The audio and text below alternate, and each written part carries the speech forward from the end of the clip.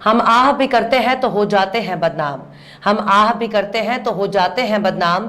वो कत्ल भी करते हैं तो चर्चा नहीं होती।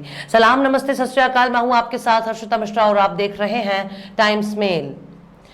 पैगंबरे आजम हजरत मोहम्मद की शान में गुस्ताखी का मामला धीरे धीरे अब पूरी दुनिया में फैल रहा है। हर तरफ से गुस्ताखे रसूल के खिलाफ लानत मलामत का सिलसिला जारी है। मोदी जी और उनके पुरोधाओं के बीच सबसे बड़ी एक चिंता बन गई है कि अब मुस्लिमों के गुस्से को कैसे शांत किया जाए। बीजेपी के लिए सबसे बड़ी चिंता की बात यह है कि नबी की गुस्ताखी करने वाला कोई और नहीं बल्कि उसी पार्टी के लोग हैं जिसने लाइव डिबेट में इस्लाम के आखिरी पैगंबर के बारे वाहियात और घटिया कमेंट किया, जिसके बाद उसके खिलाफ कई थानों में केस भी दर्ज किया गया। लेकिन बीजेपी के नेता को हाथ लगाने की हिम्मत आखिर कौन करेगा। कानपुर का दंगा भी बीजेपी प्रवक्ता नुपुर शर्मा पर कोई कार्यवाही नहीं होने पर हुआ। दर्जनों लोग कानपुर की हिंसा में जख्मी हो गए, लेकिन नुपुर शर्मा के खिलाफ बीजेपी ने एक्शन लेना तो दूर की बात है, नुपुर के खिलाफ एक शब्द भी नहीं बोला। जाहिर सी बात है, देश का माहौल जितना ज्यादा कम्युनल होगा उसका उतना ही फायदा भाजपा को मिलेगा। यानी बीजेपी अपने मतलब के लिए पूरे देश को आग लगा देगी, बस उसे चुनाव में कामयाबी मिलनी चाहिए। लेकिन नुपुर शर्मा का वाहियात बयान मुस्लिम देशों में वायरल हो गया, जिसे मुस्लिम देशों ने बहुत गंभीरता से ले लिया। इस घटना की खबर सबसे पहले न्यूज चैनल अल जजीरा ने दी। अल जजीरा ने अपने एक ट्वीट में बताया है कि मुस्लिम देशों ने पैगंबरे इस्लाम के शान में गुस्ताखी करने पर भारत के बहिष्कार की बात कही है। अल जजीरा ने अपने ट्वीट में कहा कि पीएम मोदी के करीबी नेता ने पैगंबरे इस्लाम के खिलाफ नाजेबा अल्फाज का इस्तेमाल किया है। इससे अरब देशों में गुस्से की लहर है और अब अरब देशों ने भारत के बहिष्कार का ऐलान किया है। अल जजीरा का यही ट्वीट भारत सरकार के लिए नासूर बन गया है, क्योंकि अब अरब देश अगर भारत का बहिष्कार करते हैं तो पीएम मोदी की विदेश नीति का पलीता लगना तय है।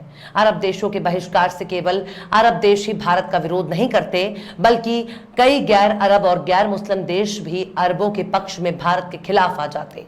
इस ऐलान के बाद ही पीएम मोदी की भौहें तन गई। बीजेपी आलाकमान भी अब बहिष्कार के नतीजे को भाप गया, यानी बीजेपी के नेता ही बीजेपी की कब्र खोदने पर आमादा हैं। मुस्लिम देशों के बहिष्कार के ऐलान से घबराई बीजेपी ने आनन फानन में तुरंत ही बीजेपी के दो नेताओं को फायर कर दिया।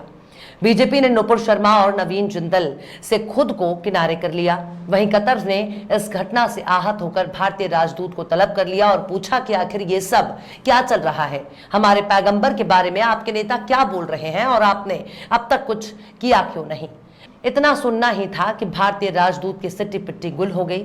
इसके बाद उन्होंने बताया कि भारत एक सेक्युलर देश है जहां सभी धर्मों का सम्मान किया जाता है। भारतीय राजदूत ने कतर को बताया कि हमने बीजेपी नेताओं के खिलाफ एक्शन लिया है। पैगंबर के खिलाफ उनके बयान को हम किसी भी हाल में कबूल नहीं कर सकते।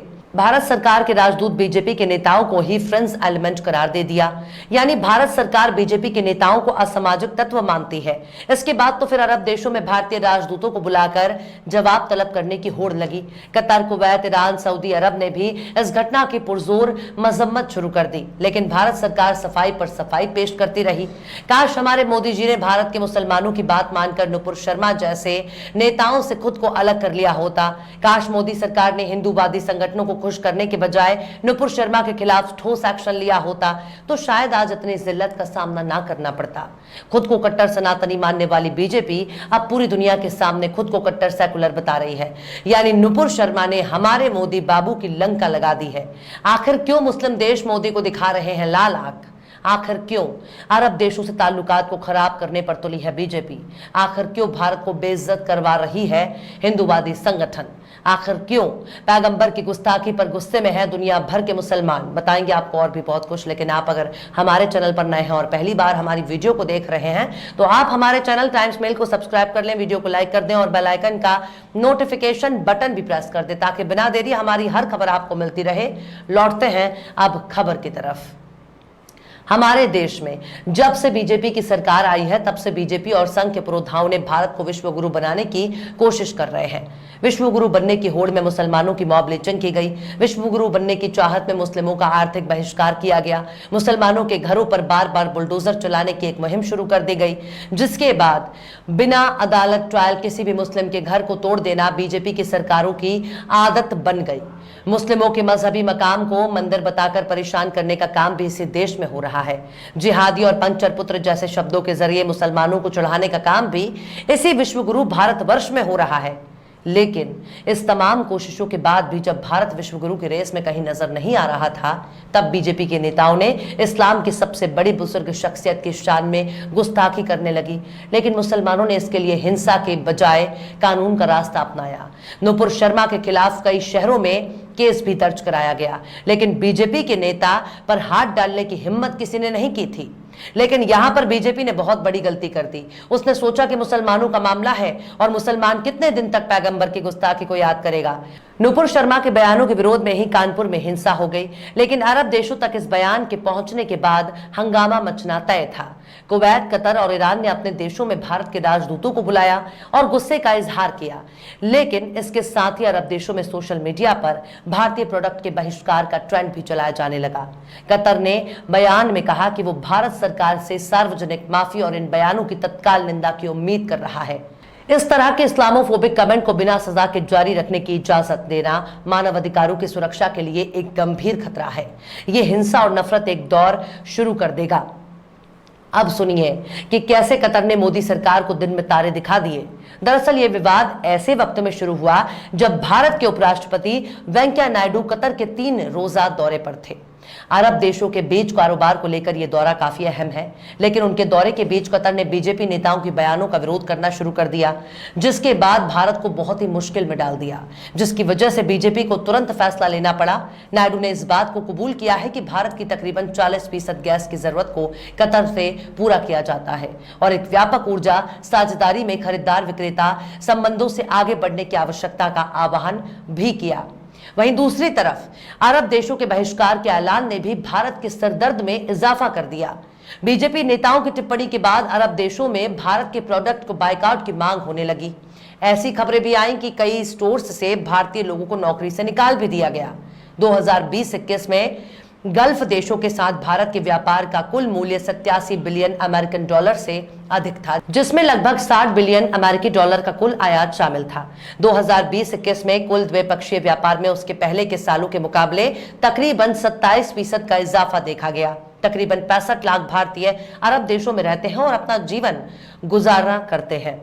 ऐसे में अगर भारत के प्रोडक्ट का बहिष्कार होता तो तब भारत को आर्थिक और व्यापारिक चुनौतियों का सामना करना पड़ता। बीजेपी ने इस मामले में इसलिए खामोश थे, अपने नेताओं को पार्टी से पैदल कर दिया ताकि अरब देशों का मोदी सरकार रिश्ते खराब ना हो। अरब देशों में नौकरी करने वाले लाखों लोगों की नौकरी पर अभी संकट के बादल मंडरा रहे हैं, क्योंकि नुपुर शर्मा तो बस एक प्यादा है, असल दुश्मन तो कोई और है। आज भी यति नरसिंहा, नंद पूजा, शकुन पांडे, पुष्पेंद्र कुलश्रेष्ठ जैसे वाहियात लोगों को सरकार ने खुलेआम नफरत फैलाने के लिए छोड़ रखा है। ये लोग रोजाना मुसलमानों के खिलाफ जंग का ऐलान करते रहते हैं, उनके कत्लेआम की अपील करते रहते हैं और बहुत ही अफसोस के साथ कहना पड़ रहा है कि ऐसे लोगों के रहते भारत कभी विश्वगुरु नहीं बन सकता, क्योंकि इन लोगों को अपने मठ और आश्रमों को ही दुनिया समझ रखा है, जबकि दुनिया बहुत बड़ी है। मुस्लिम समुदाय आज भी नुपुर शर्मा पर कोई भी एक्शन नहीं होने से गुस्से में है। कानपुर में 3 जून को 2 समुदायों में हिंसक झड़प हुई थी और पत्थरबाजी की घटनाएं हुई थी, जबकि उसी दिन देश के राष्ट्रपति, प्रधानमंत्री और मुख्यमंत्री कानपुर में थे। नुपुर शर्मा के बयान को लेकर मुस्लिम संगठनों ने बंद का ऐलान किया था और इसी दौरान हिंसा शुरू हो गई। बीजेपी ने केवल उसे पार्टी सस्पेंड किया है, ना कि उनके खिलाफ बड़ा पुलिस एक्शन लिया है। इसलिए मुस्लिम समुदाय और भी गुस्से में है। लेकिन मुस्लिम देशों के गुस्सा देखने के बाद बीजेपी ने खुद के बचाव में नुपुर शर्मा और नवीन जिंदल से दूरी बना ली है। लेकिन क्या ये सब महज एक दिखावा नहीं है? बीजेपी अगर सचमुच में भारत की इज्जत बचाना चाहती है तो ऐसे लोगों को चुन चुनकर जेल में भेजना होगा, ताकि बीजेपी अपनी पारदर्शिता का परिचय दे सके। लेकिन दुनिया भर से लानत मलामत मिलने के बाद बीजेपी के सुर बदल गए हैं। बहरहाल चलते चलते आखिर में यूसुफ जमाल ने भी क्या खूब फरमाया है, कातिल तो सीना तान के चलते रहे यहाँ, कातिल तो सीना तान के चलते रहे यहाँ, जो बेगुनाह थे उनसे हवालात भर गए। फिलहाल इस वीडियो में बस इतना ही। ये वीडियो आपको कैसा लगा कमेंट बॉक्स में जरूर बताइएगा। वीडियो पसंद आए तो लाइक करें। हमारे वीडियो लिंक को फेसबुक, ट्विटर, व्हाट्सएप पर अपने रिश्तेदार, यार, दोस्तों को भी शेयर करें और बेबाक, निष्पक्ष, स्वतंत्र पत्रकारिता को सपोर्ट करने के लिए आप हमारे यूट्यूब चैनल टाइम्स मेल को जरूर सब्सक्राइब करें। और हाँ, बेल आइकन की घंटी वाली बटन भी आप जरूर से दबा दें, ताकि आपको हमारे आने वाले नए वीडियो की नोटिफिकेशन फौरन मिल जाए। फिर मिलते हैं किसी और वीडियो में एक नई खबर के साथ। हर्षिता मिश्रा को दीजिए इजाजत। जय हिंद। तो देख लिया आपने हमारे इस वीडियो को। हमें उम्मीद है कि आपने हमारे वीडियो को लाइक किया होगा और दूसरों को भी शेयर किया होगा। अगर अभी तक आपने हमारे चैनल टाइम्स मेल को सब्सक्राइब नहीं किया है तो जल्दी से सब्सक्राइब कर दें और बेल आइकन भी प्रेस कर दें।